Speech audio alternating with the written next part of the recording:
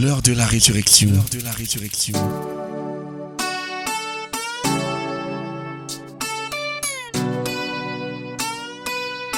L'heure de la résurrection. L'heure de la résurrection. C'est l'occasion pour vous d'entrer en contact avec la puissance qui ressuscita Jésus-Christ d'entre les morts. L'heure de la résurrection. La résurrection. Une parole de foi pour la transformation de votre situation et la victoire sur vos ennemis. L'heure de la résurrection.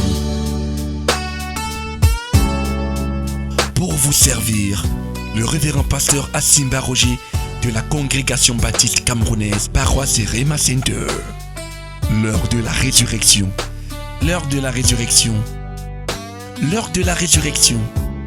L'heure de la résurrection. La résurrection.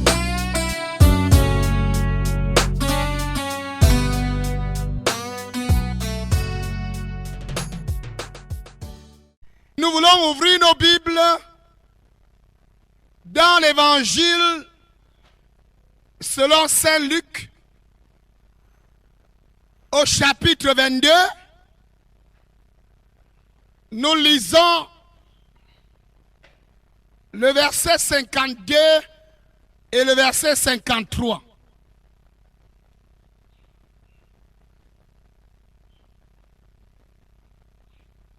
Luc chapitre 22, verset 52 et verset 53. Jésus se tourna ensuite vers les chefs des prêtres, les chefs des gardes du temple et les responsables du peuple qui avaient accompagné cette troupe pour le prendre. Me prenez-vous pour un bandit pour que vous soyez venus avec épée et gourdin? J'étais chaque jour avec vous dans la cour du temple et personne n'a mis la main sur moi. Mais maintenant, c'est votre heure. Et les ténèbres vont exercer leur pouvoir. Crie Alléluia. Ce matin, le Seigneur m'envoie te dire que ton heure est arrivée.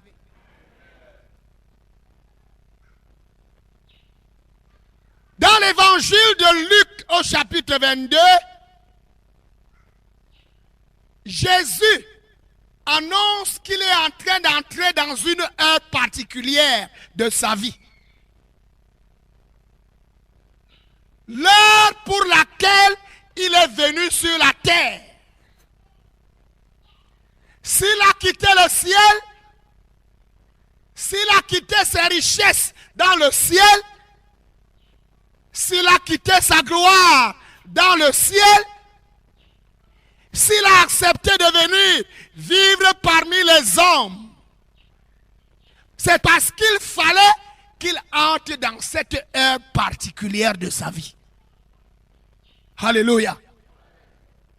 C'est une heure qu'il avait beaucoup attendue. C'est une heure qu'il avait aussi beaucoup redoutée.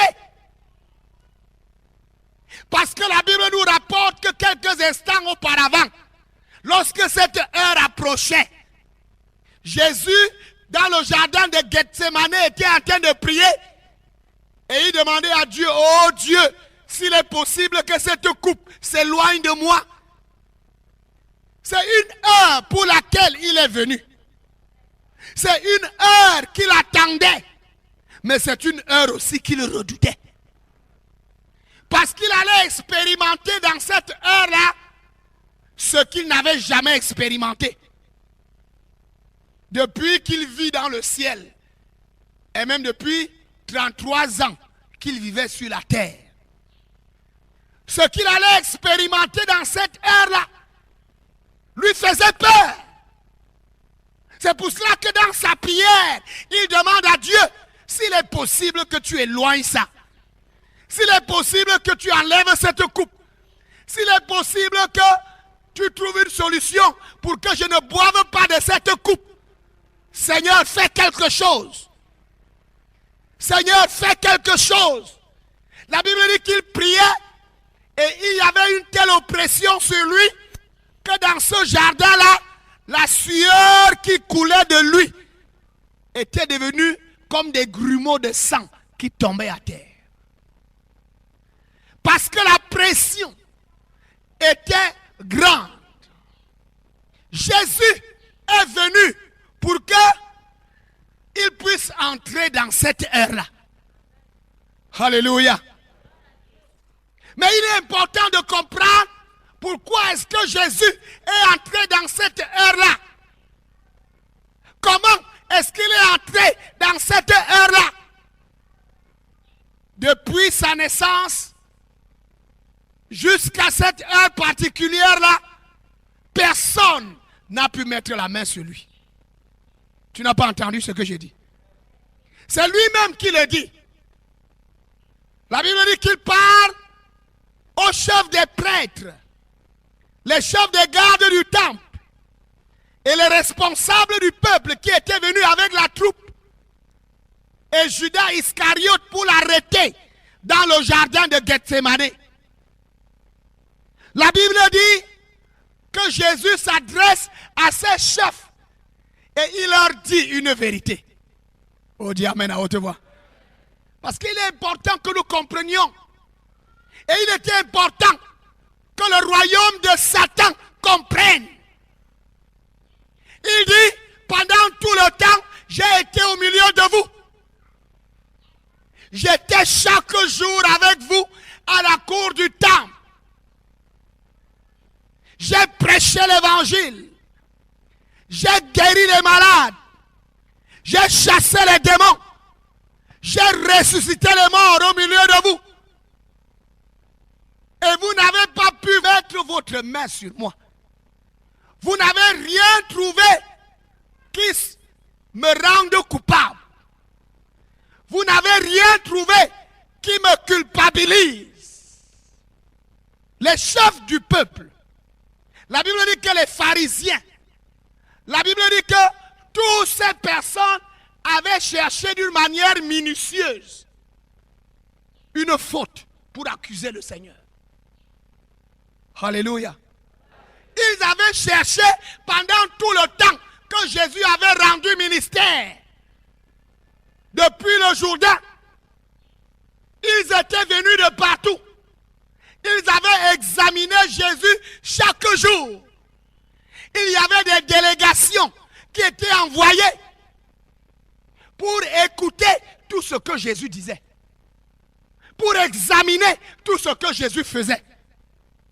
Parce que leur objectif était de trouver une faille, était de trouver une faute, c'était de trouver un péché pour qu'ils puissent accuser Jésus.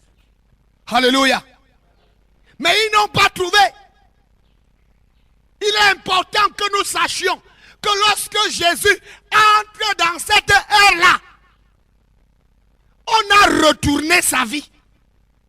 On a examiné sa vie. On a inspecté sa vie. On a envoyé des espions derrière lui, le jour comme la nuit, pour trouver une faute. Mais on n'a pas trouvé de faute. Oh, lève ta main, crie Alléluia. C'est important que tu le saches. C'est important que nous le comprenions. Parce que lorsque Jésus décide d'entrer dans cette ère-là, il n'entre pas dans cette ère-là comme un coupable. Oh, dis amen à haute voix. Le chapitre 22, à partir du verset 1, la Bible dit que on était à quelques jours de la fête des pains sans levain, appelée la Pâque. Les chefs des prêtres et les spécialistes de la loi cherchaient un moyen de supprimer Jésus. Est-ce que quelqu'un entend ça? Ces hommes avaient travaillé jour et nuit derrière Jésus dans ses campagnes d'évangélisation, dans les séminaires qu'il organisait dans les villages. Ils avaient envoyé des délégations pour examiner attentivement tout ce que Jésus disait, tout ce que Jésus faisait. La Bible dit qu'ils étaient des spécialistes de la loi. C'est-à-dire des gens que tu ne peux pas tromper. En ce qui concerne la loi, ils la connaissent au bout des doigts. Si tu fais une moindre erreur, ils découvrent. Parce qu'ils sont spécialistes de la loi. Ils connaissaient toute la loi par cœur. Ils connaissaient toutes les situations dans lesquelles quelqu'un pouvait se rendre coupable. Ils ont été derrière Jésus de Nazareth. Ils ont inspecté la vie du Seigneur. La Bible dit que jusqu'à ce chapitre 22, jusqu'à cette dernière semaine de la fête des pains sans levain, avant la Pâque, les spécialistes de la loi n'avaient pas encore trouvé la faille. Oh, dis amen à haute voix. C'est important que nous le sachions. C'est important que nous le comprenions. Parce que c'est là que notre salut vient. C'est à cause de cela que ta condition peut changer. C'est à cause de cela que le royaume des ténèbres peut perdre la bataille dans ta vie. Est-ce que quelqu'un entend ce que je dis? Jésus n'est pas entré dans cette heure dont il parle au verset 53, n'importe comment. Il est entré propre. Oh, dis amen à haute voix. Il est entré pur. Il est entré saint. Il n'y avait rien qu'on pouvait lui reprocher. Il avait mené une vie sans péché. Il n'était pas coupable. Alléluia. Il n'était pas coupable. C'est pour cela qu'il dit encore: j'étais chaque jour avec vous dans la cour du temple et personne n'a mis la main sur moi. Oh, dis amen à haute voix. C'est-à-dire que Jésus était conscient pendant tout le temps de son ministère qu'il y avait des gendarmes. Il y avait les policiers autour de lui. Il y avait les gens qui attendaient qu'il fasse seulement une moindre erreur pour l'attraper. Jésus savait pendant tout le temps de son ministère que ce n'est pas tous ceux qui venaient dans ces réunions qui étaient pour lui. Ce n'est pas tous ceux qui venaient dans ces réunions qui venaient pour recevoir de Dieu ou pour adorer Dieu. Ils étaient nombreux qui venaient dans ces réunions pour s'opposer à l'œuvre de Dieu. Pour s'opposer à ce que Dieu était en train de faire. Ils étaient nombreux qui venaient dans ces réunions pour essayer de stopper ce que Jésus faisait. Ils cherchaient les failles. C'était des spécialistes de la loi. À un moment, la Bible dit qu'ils ont commencé à chercher, même en posant les questions. Oh, dis amen à haute voix. Mais Jésus les a confondus. Dans ce même chapitre, la Bible dit qu'ils viennent pour essayer d'accuser Jésus et le rendre coupable. Est-ce qu'on doit payer l'impôt? Doit-on payer l'impôt à César? C'était une question subtile. Soit Jésus se rendait coupable devant les Juifs qui étaient contre les Romains. Amen. Parce que tous les Juifs étaient contre les Romains parce qu'ils vivaient sous l'oppression romaine. Ils étaient sous la domination des Romains. Et ils payaient des grands impôts. Et tous les Juifs voulaient être libérés de cette oppression. Amen. Et la foule qui écoutait Jésus, c'est ça qu'il désirait. Donc, ces spécialistes de la loi, quand ils posent la question à Jésus, c'était pour soit le rendre coupable et faire à ce que le peuple le rejette, que le peuple le vomisse quand il va répondre. S'il dit, oui, nous devons payer les impôts, tout le monde doit payer les impôts. S'il répond n'importe comment, le peuple allait le vomir. Parce que c'est quelque chose que le peuple n'aimait pas. Qui amène à haute voix.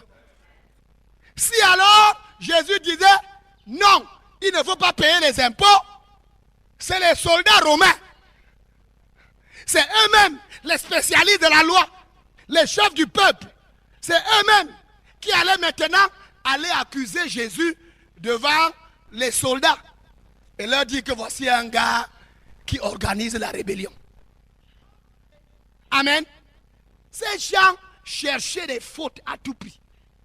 La question qu'ils posent à Jésus, c'est pour l'amener soit à pécher devant le peuple pour que le peuple le rejette, soit à pécher devant les Romains pour que les Romains le condamnent. Mais Jésus aussi était très subtil. Oh, lève ta main, crie Alléluia. Le diable cherchait les moyens par lesquels Jésus allait être disqualifié. Ce que Satan cherchait, il savait, il avait déjà compris que Jésus était venu pour mourir à ta place. Tu n'as pas entendu ce que j'ai dit. Le diable avait déjà compris que Jésus était venu pour porter ta souffrance, pour porter tes malheurs, pour porter tes douleurs, pour porter tout ce que le diable avait jeté sur toi, afin de te libérer. Et pour empêcher Jésus, pour faire un obstacle dans la vie de Jésus, il fallait qu'il amène Jésus à pécher. Amen. C'est pour cela qu'il a essayé par tous les moyens. Il fallait amener Jésus à faire quelque chose qui allait le disqualifier dans sa mission. Parce que la justice de Dieu demandait un sacrifice qui venait de quelqu'un qui, lui, n'a pas péché. Parce que dans la justice divine, lorsque un péché est commis, l'âme qui pêche doit mourir. Et si cette âme qui a péché ne meurt pas, il faut que quelqu'un d'autre, un innocent, meure à sa place. La justice de Dieu ne peut pas excuser les péchés. La justice de Dieu ne peut pas passer au-dessus des mauvaises choses que quelqu'un a fait. Lorsque un péché est commis, la justice de Dieu demande que celui qui a commis ce péché meure. Alors, la justice de Dieu est satisfaite. Pour que la personne qui a péché soit libérée, il faut qu'il y ait un innocent.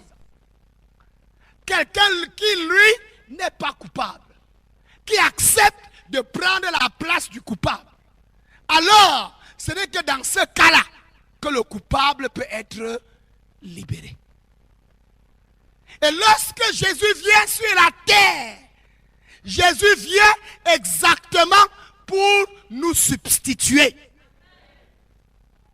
Jésus vient sur la terre pour prendre la place du pécheur. Jésus vient sur la terre pour prendre la place du coupable. Et lorsque le diable examine la vie de Jésus, il comprend que ce gars est en train d'accomplir sa mission. Il faut à tout prix le faire tomber dans le péché. C'est pour cela qu'il y a eu toute cette pression, toute cette opposition de la part de ceux qui étaient à Satan, de la part de ceux qui s'étaient donnés à Satan. Ils étaient utilisés par Satan pour essayer d'inculper Jésus. Amen. Ils cherchaient à inculper Jésus. C'est pour cela que le Seigneur répond. La Bible dit que lorsque la question lui a été posée, il a pris la pièce d'argent et il l'a présenté à tout le monde. Il a dit, vous connaissez ça, non? Ils ont dit, oui. De qui est l'effigie? L'effigie qui est sur cette pièce d'argent. Tout le monde a répondu, César. Répondons à haute voix. César. Encore. César. Alors, Jésus se tourne vers ses détracteurs. Et il répond devant tout le monde. Ce qui est à César, donnez à César. Ce qui est à Dieu, oh, crie Alléluia. Il fallait qu'il arrive à cette heure-là sans avoir péché. Il fallait qu'il arrive à cette heure-là étant propre. C'était la seule condition que la justice de Dieu demandait pour que toi tu sois libéré. C'est la condition qu'exigeait la justice divine pour que toi tu connaisses la délivrance. Oh Dieu, amen à haute voix. Lorsque Jésus dit, j'ai été parmi vous, j'étais chaque jour avec vous dans la cour du temple, et personne n'a mis la main sur moi. Jésus veut amener le royaume des ténèbres à accepter un fait. C'est que lui, il n'est pas coupable. Il fallait que ce fait-là soit établi. Dis amen à haute voix. Il fallait que ce fait-là soit établi. Et que cela soit écrit aussi bien dans le royaume de Dieu que dans le royaume du diable. Que lorsque nous sommes allés arrêter Jésus, il n'était pas coupable. Oh, dis amen à haute voix. L'évangile de Jean au chapitre 18 raconte quelque chose d'autre qui s'est passé. À ce moment-là, quand ils arrivent, Jésus leur pose la question, qui cherchez-vous? Et la Bible dit, ils ont tous répondu, Jésus de Nazareth. Jésus voulait que des faits soient établis. Jésus ne voulait pas que le diable dise que, oh, Dieu m'a trompé. Comme Dieu est trop sage, il a joué sur ma sagesse et il m'a trompé. Oh, dis amen à haute voix. La Bible dit, Jésus pose la question pour que cela vienne d'eux. Oh, dis amen à haute voix. Pour que ce ne soit pas que c'est Jésus qui est parti se forcer pour se jeter dans leurs mains et pour cacher les coupables. Parce que devant la foule qui était venue dans le jardin, il y avait Jésus de Nazareth et il y avait les 11 apôtres qui priaient avec lui. Et s'il fallait chercher un coupable, ce n'était pas du côté de Jésus. S'il fallait chercher quelqu'un qui était coupable devant la justice de Dieu, devant la justice de Satan, ce n'était pas Jésus. On dit amen à haute voix. Les coupables étaient là nombreux. C'est dans cette situation-là que les apôtres se trouvaient dans le jardin de Gethsémane. Ils sont allés pour prier. Ils n'arrivaient pas à prier parce que leur péché était sur eux. Jésus, lui, il priait fort parce que le ciel était ouvert sur lui. On dit amen à haute voix. Quand le ciel est ouvert sur toi, dans ton cœur, il y a l'assurance. Dans ton cœur, il y a la joie d'aller dans la maison de Dieu. Tu peux dire comme David, j'ai la joie quand on me dit, allons dans la maison de l'Éternel. Oh, crie Alléluia. Parce que quand ton cœur est coupable, tu ne peux pas prier. Tu as de la peine à prier. Jésus leur pose la question. Quand il s'approche, qui cherchez-vous? Parce qu'un certain nombre de faits devaient être établis avant que Jésus, avant que l'action ne commence. Oh, dis amen à haute voix. Un certain nombre de faits devaient être établis avant que cette heure-là ne soit enclenchée. Premier fait, j'étais avec vous tous les jours, à la cour du temple. Et vous avez même envoyé des gens pour m'arrêter plusieurs fois. Ils n'ont rien trouvé. Nous sommes d'accord? Oh, dis amen à haute voix. C'est Jésus qui pose la question. Est-ce que nous sommes d'accord? Ils sont restés tranquilles, ça veut dire qu'ils sont d'accord. Parce que celui qui ne répond pas, il fait quoi? Il consent. Celui qui ne dit rien, consent. Ils n'ont rien dit. Donc ce fait-là a été établi. Jésus pose la question. Maintenant, qui cherchez-vous? Il ne faut pas que demain ou après-demain, vous commencez à raconter des choses. Il faut que le fait soit établi maintenant. Vous cherchez qui? Parce que là, lui savait qu'il était d'un côté et les 11 étaient de l'autre côté. S'il disait qu'on veut les 11, Jésus n'avait aucun pouvoir de les empêcher d'être arrêtés. Est-ce que quelqu'un entend ce que je dis là? C'était un tribunal du monde des ténèbres. C'était des huissiers de justice envoyés par le tribunal du monde des ténèbres. Jésus, lui, n'avait pas de relation avec le monde des ténèbres. C'est eux qui avaient des relations avec le monde des ténèbres. C'est eux qui avaient des alliances antérieures avec le monde des ténèbres. Si le monde des ténèbres réclamait quelque chose à quelqu'un, ce n'est pas à Jésus, c'était à... Est-ce que quelqu'un est d'accord avec moi? Si le monde des ténèbres réclamait quelque chose à quelqu'un en ce moment-là, ce n'était pas à Jésus, c'était à un des 11 apôtres. Parce que c'est eux qui avaient eu des relations avec le monde des ténèbres. C'est eux qui avaient eu des alliances avec le monde des ténèbres. C'est eux qui avaient été serviteurs de Satan. Parce que la Bible dit que celui qui vit dans le péché appartient à qui? Au diable. Et Satan est le prince des ténèbres. Et Jésus reconnaît que ce qui est en train de se passer là, c'est les choses des ténèbres. C'est lui-même qui a dit ça. Votre heure est arrivée. Hein? La puissance des ténèbres va exercer son pouvoir. Ce que Jésus a dit. Jésus savait ce qui se passait. Ce n'était pas une affaire du jour. C'était une affaire de la nuit. Oh, dis amen à haute voix. Et lui, il n'avait jamais eu de contact avec les œuvres de la nuit. Avec le prince de la nuit. Le prince de la nuit ne lui réclamait rien. Parce qu'il n'avait jamais eu de contact avec lui. Il n'avait jamais signé de pacte avec lui. Voilà les 11 qui avaient eu des alliances avec lui. Voilà les 11 qui lui appartenaient parce que c'était des pécheurs. Jésus même avait dit que celui qui vit dans le péché appartient au diable. Amen. Jésus même avait dit un jour dans Jean chapitre 8 à Jérusalem, Jésus avait dit que votre père c'est le diable. Il parlait aux Juifs. Vous avez pour père le... Donc si cette nuit-là, le diable voulait venir prendre ces choses, est-ce que Jésus avait le pouvoir de dire non? Répondons à haute voix, frère. Répondez-moi à haute voix. Si le diable venait pour prendre ces choses, est-ce que Jésus pouvait lui dire non? Non, jamais. Donc, si ces peuples, ces foules, avec ces chefs qui venaient avec les huissiers, disaient ce jour-là, cette nuit-là, nous cherchons les 11. Jésus n'allait jamais accomplir sa mission.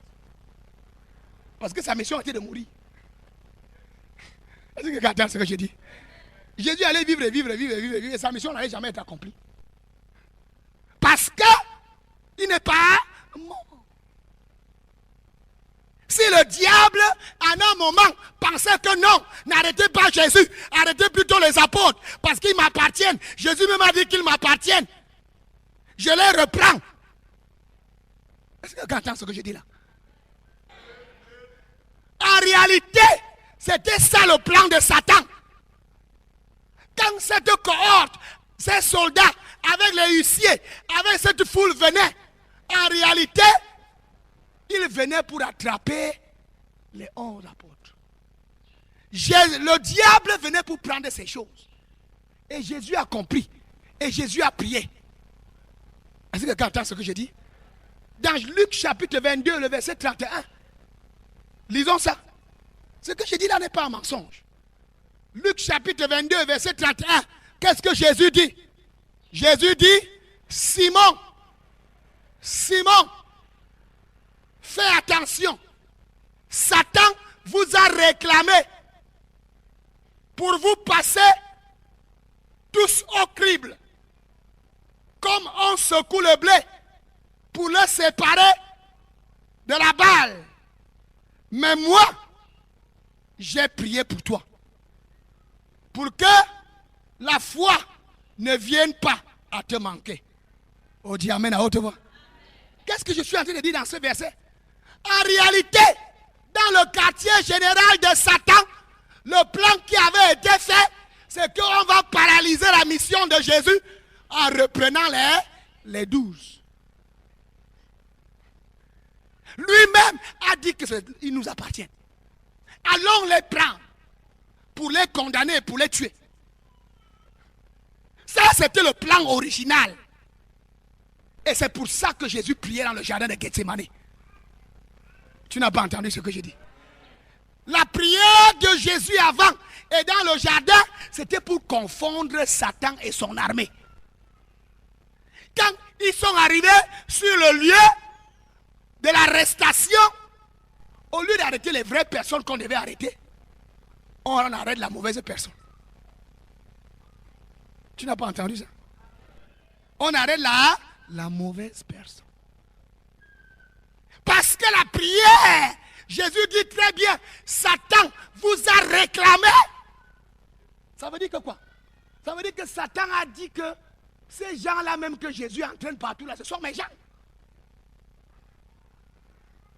Oh, dis amen à haute voix. Ces gens-là même qui disent aujourd'hui là, qui sont disciples de Jésus, ce sont mes gens. Je les reprends. Oh, dis amen à haute voix. Je fais quoi? Comme on les ramène ici. N'est-ce pas, ce sont mes gens? Ce sont mes gens. Comme on les ramène ici. Et Jésus a vu ça. C'était un combat dans le monde spirituel. Oh, dis amen à haute voix.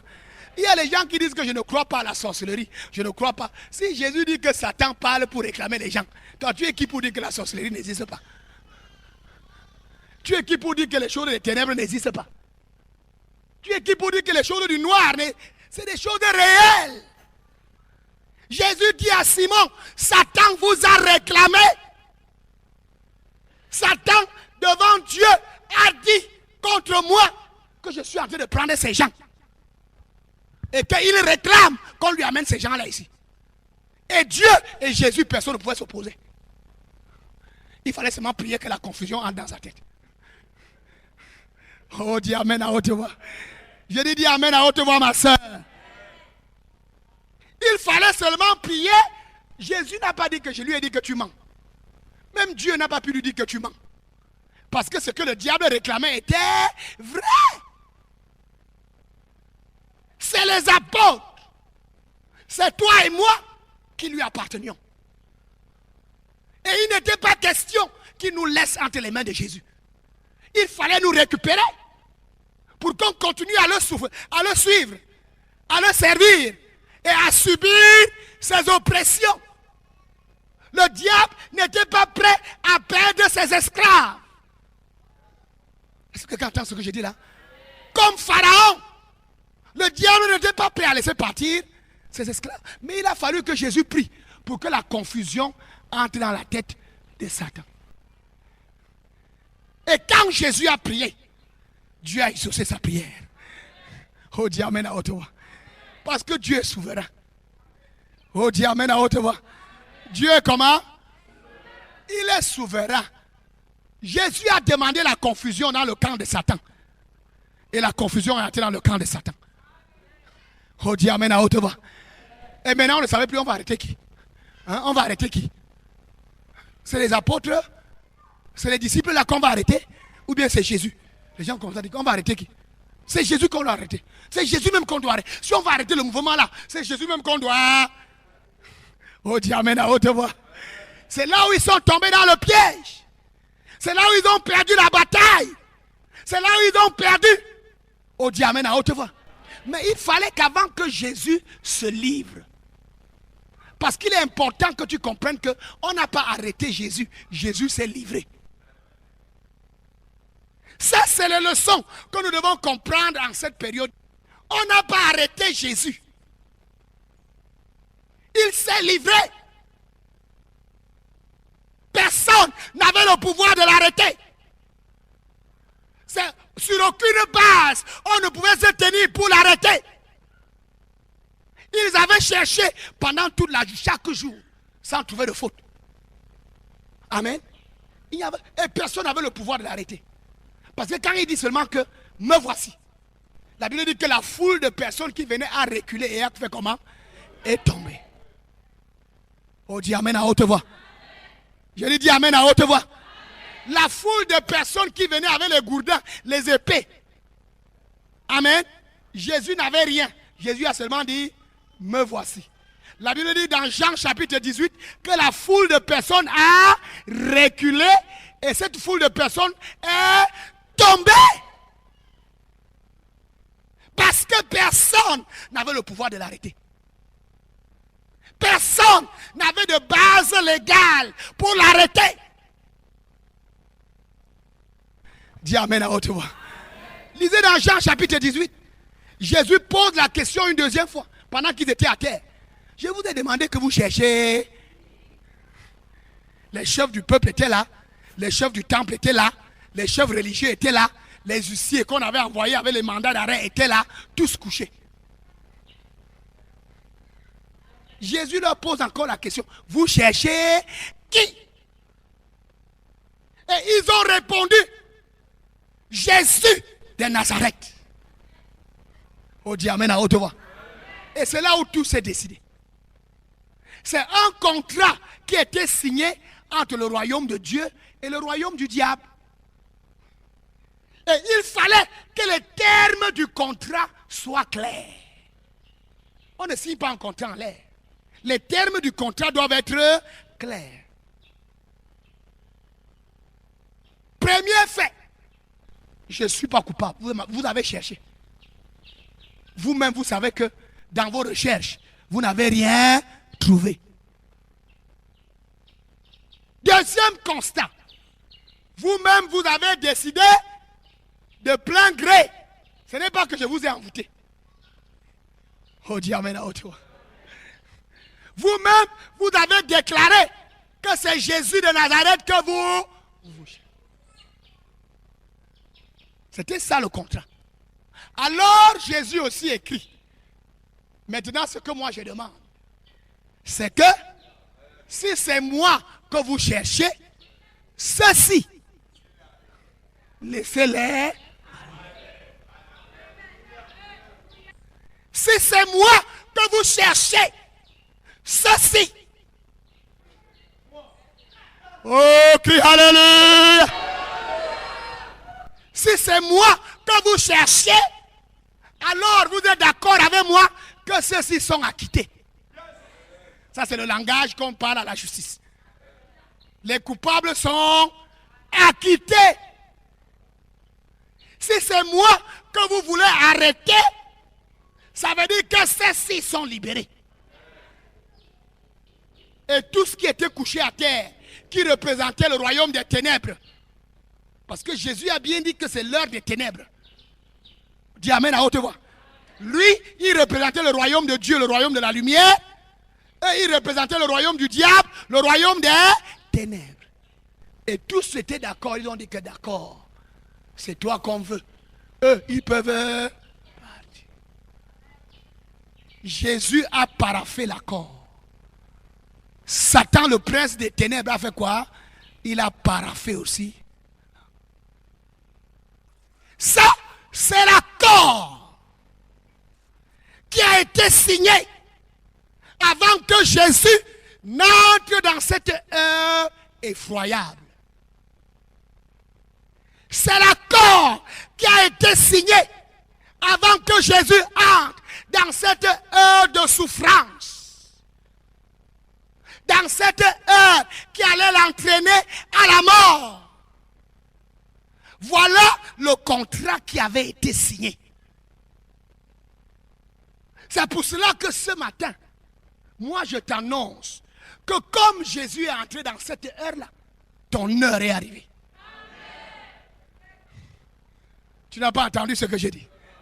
Comme Jésus a accepté d'entrer dans cette heure où le prince des ténèbres était le maître, et qu'il avait accepté d'entrer à ta place, ton heure de libération est arrivée. Le temps pour que tu mènes une autre vie est arrivé. Oh, dis amen à haute voix. Jésus a vécu pour Dieu. Et il a vécu une vie sainte, une vie pure. Et la gloire de Dieu était sur lui. La puissance de Dieu était sur lui. Et toi et moi, nous étions dans les ténèbres. Et toi et moi, nous étions sous la botte de Satan. Et toi et moi, nous étions oppressés par les démons, par les sorciers, par les forces du mal qui exerçaient leur pouvoir sur nous à cause du péché. Quand Jésus accepte d'entrer dans cette heure, c'est le moment où aussi, toi aussi tu sors de cette heure. Jésus entre dans cette heure pour que toi tu sortes de cette vie-là. Oh, dis amen à haute voix. Jésus entre dans l'heure de la souffrance, dans l'heure de l'esclavage, dans l'heure où Satan, les sorciers, ceux qui servent Satan et qui sont même à l'église. Parce qu'il y a les gens qui servent Satan mais ils sont à l'église. Est-ce que tu entends ce que je dis là? Le temps est arrivé où on doit avoir les yeux ouverts. La Bible dit que les chefs des prêtres, je ne sais pas si c'était les archevêques ou bien c'était le pape. Mais la Bible dit que le chef des prêtres, c'est ce que la Bible dit. Les chefs des prêtres, c'est eux qui sont venus arrêter Jésus. Chaque jour, ils étaient au temple. Mais ils étaient impliqués avec le prince des... Ils étaient chaque jour au temple avec Jésus. Jésus prêchait, il y avait les miracles, mais eux, ils n'avaient rien à voir avec Dieu. Frère, l'église, ce n'est pas le ciel. L'église, ce n'est pas le paradis. Il y a les sorciers à l'église. Même parmi les prêtres, parmi les pasteurs. Ceux qui sont venus arrêter Jésus, c'était les chefs des prêtres. Les chefs des prêtres. Ils étaient impliqués avec Satan dans la sorcellerie. Ils étaient impliqués avec Satan dans les sectes occultes. Et tout ça dans le temple.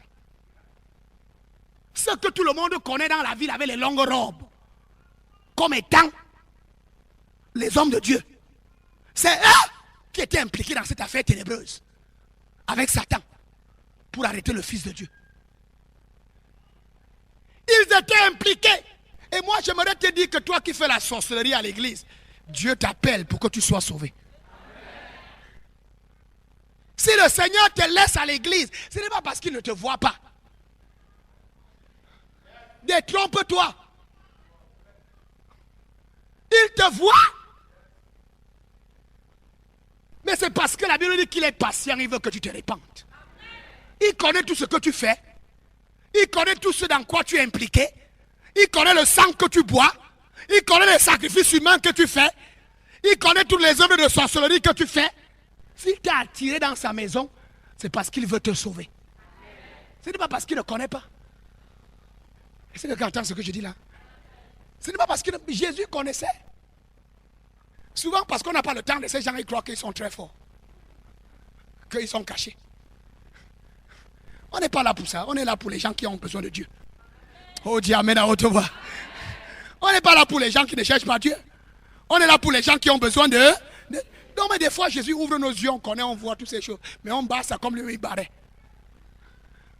Pour s'occuper de ceux qui cherchent Dieu. Mais il savait qu'ils étaient là. Il voyait ce qu'ils faisaient. Il savait. Il dit chaque jour, j'étais avec vous dans le temple. Vous écoutiez mes prédications. Quand je priais pour les malades, vous étiez là. Je savais que vous n'étiez pas là pour Dieu. Mais maintenant là, faites votre œuvre. Je connais vos œuvres. Je ne vais pas vous arrêter de faire. Faites ce que vous savez faire. Faites ce que vous avez choisi de...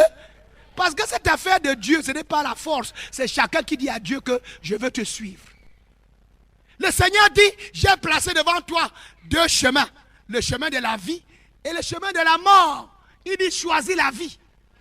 Mais ne te force pas, tu as une volonté. Autonome.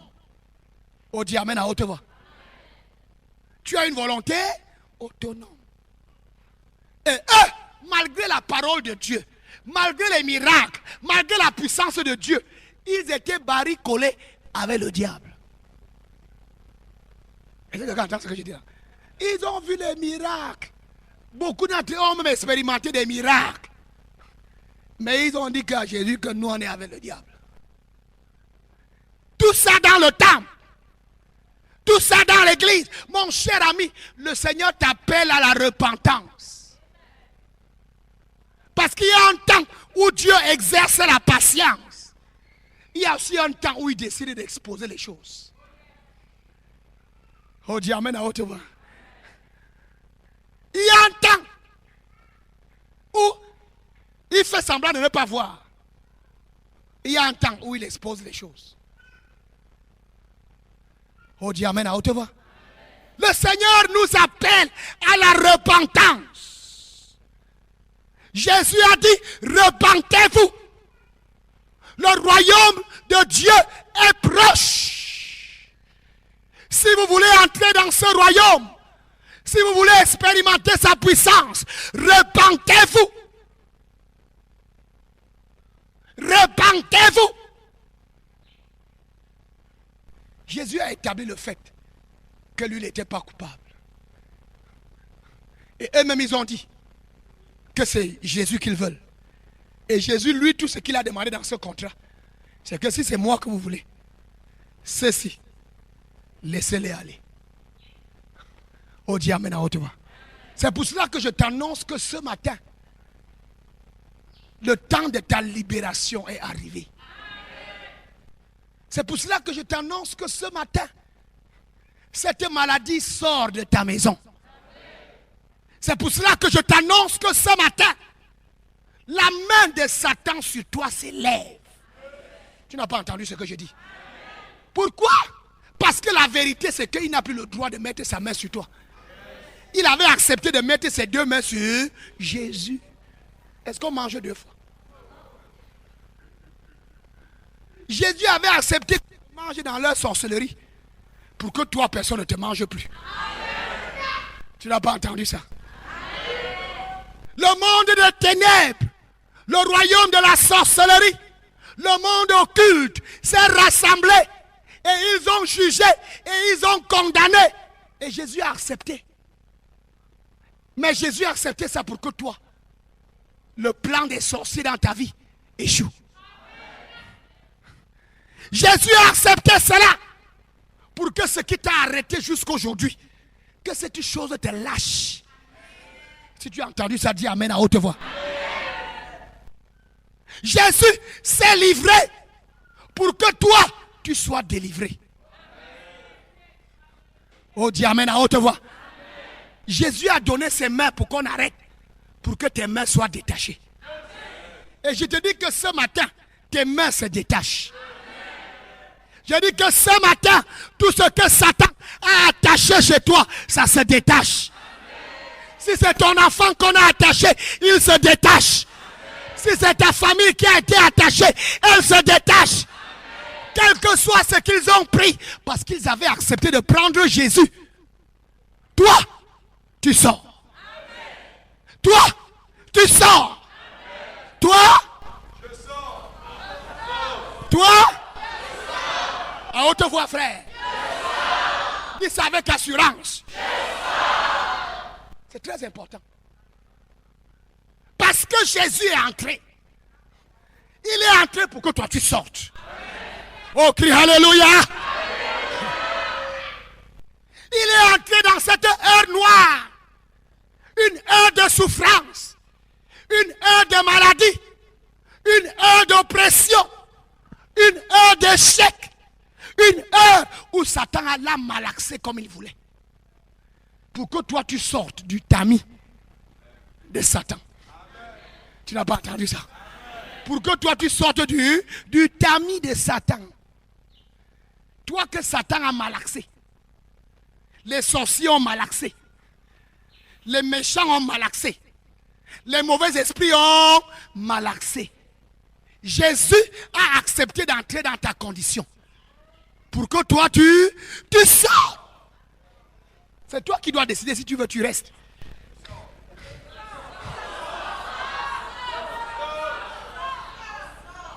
C'est toi-même qui décides. Je dis que c'est toi-même qui décides. C'est toi-même qui décides. Tu fais comment? Ce n'est pas un amusement, frère. Il y a des gens qui font sans rien. Ce n'est pas une blague. Est-ce que quelqu'un entend ce que je dis là? Ce n'est pas un amusement. Le Seigneur est en train de dire que voilà le contrat qui a été signé. Toi, tu signes dans quel camp? Tu signes à la suite de Satan comme témoin avec lui, ou bien tu signes à la suite de Jésus? Amen. Vous avez déjà vu comment on fait un contrat de mariage, non? L'époux, les deux personnes qui entrent en contrat, c'est signe.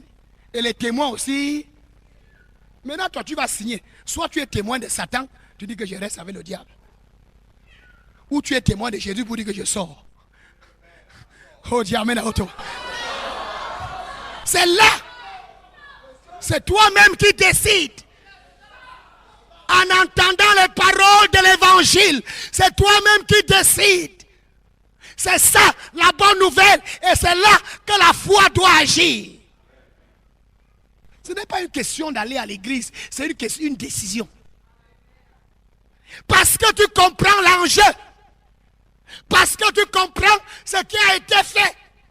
Et parce que tu regardes ta vie de misère, ta vie de souffrance, ta vie de pauvreté, ta vie d'esclavage, où les méchants décidaient chaque jour ce qui doit t'arriver.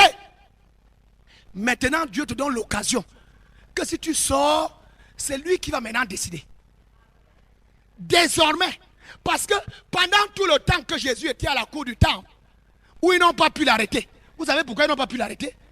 Parce que c'est Dieu qui décidait de suivre la vie de Jésus. Est-ce que quelqu'un entend ce que je dis là?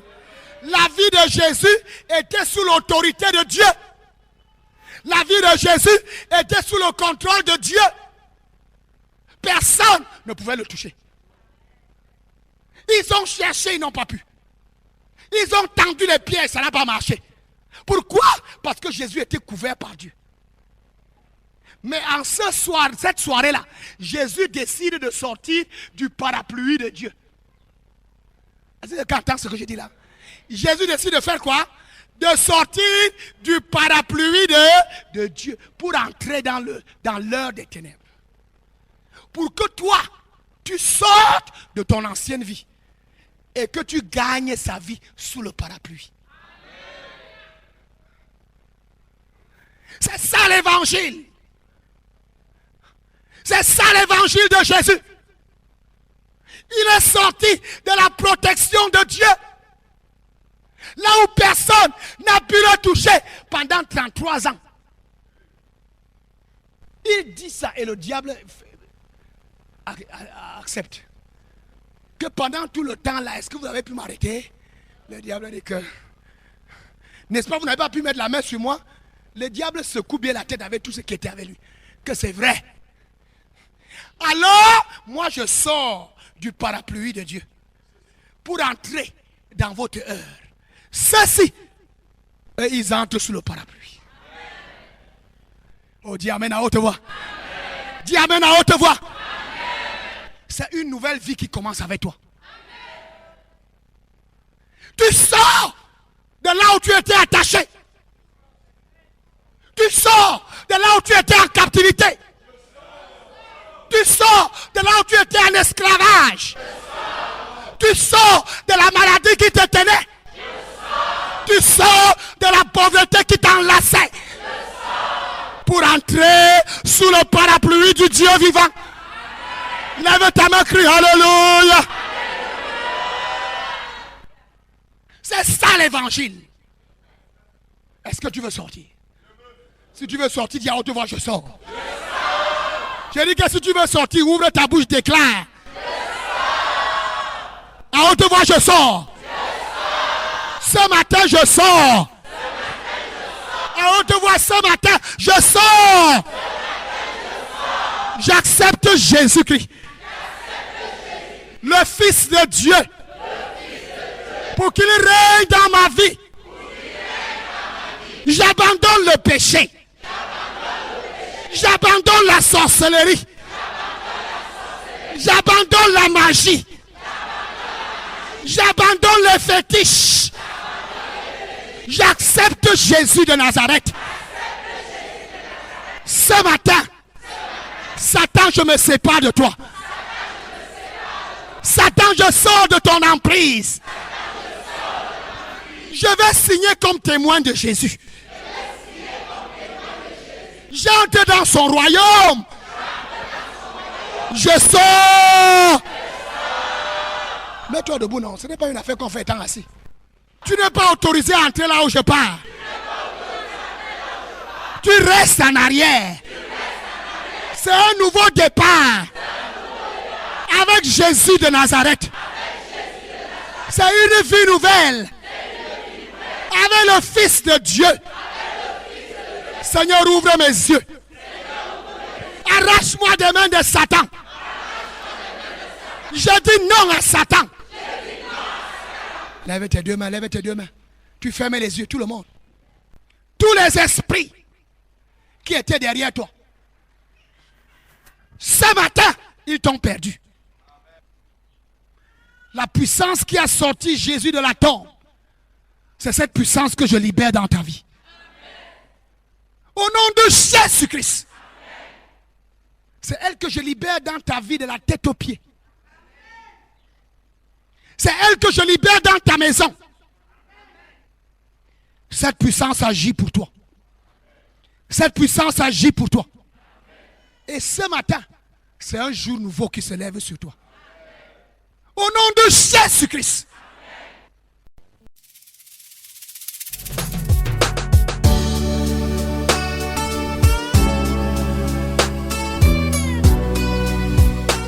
C'était l'heure de la résurrection présentée par le pasteur Asimba Roger de la congrégation baptiste camerounaise Rema Center.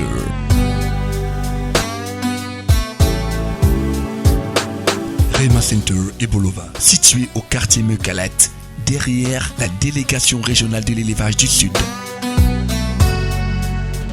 Vous avez écouté ce message et vous désirez nous contacter pour d'éventuelles prières et conseils.